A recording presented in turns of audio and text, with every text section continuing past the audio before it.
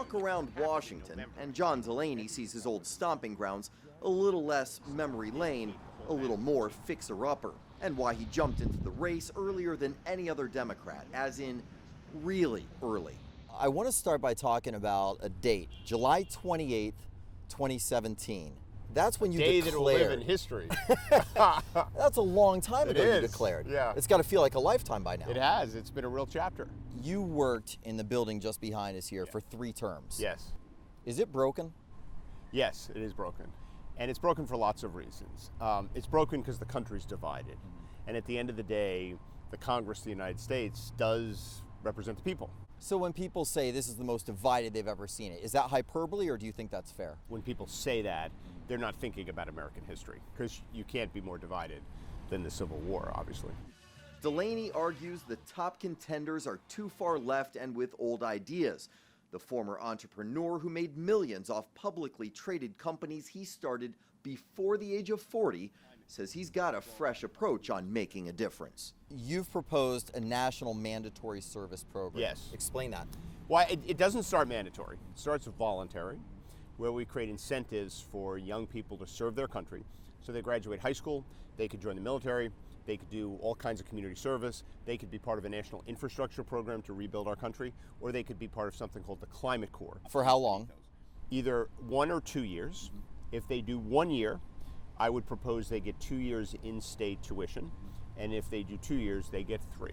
Fair enough. Let's talk about some issues. I want to kind of go lightning round. Should Americans be able to own assault-style weapons? I want to pass, similar to what we had in the 90s, a ban on the future sale of assault weapons. Should there be Medicare for all? We should have universal health care, where every American has health care as a basic human right, but Americans should also have choices to choose private insurance options if that's what they want. You're a devout Catholic, but you're also pro-choice? So I believe in the separation of church and state, and I support Roe v. Wade as the law of the land. I'm fully supportive of marriage equality, gay marriage. If you, hypothetically, were going to be on a ticket with someone else who's currently a Democratic contender right now, who would you match up with? I'd like it to be someone who represents a step forward for the country, which is why I've said my vice president would be a woman.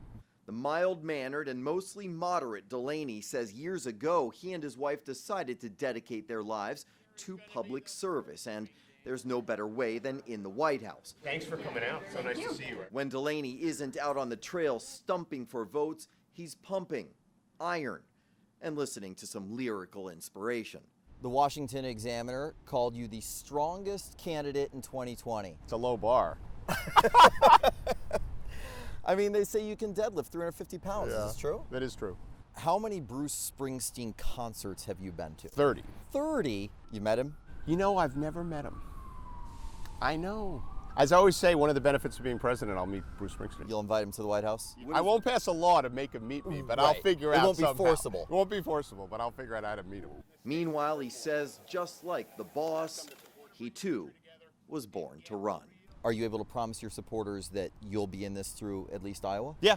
Oh, yeah, absolutely. There's only one vote that matters to me, and that's the Iowa caucus. And I have to do well in the Iowa caucus.